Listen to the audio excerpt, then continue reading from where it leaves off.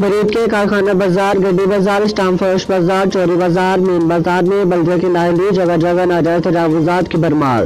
बरीद के आवाम परेशान। आवाम का कहना है कि बल्दिया के लोग तनवीर और सोहेल मसीह आते हैं और जगह जगह रिश्वत का बाजार गर्म करके चले जाते हैं।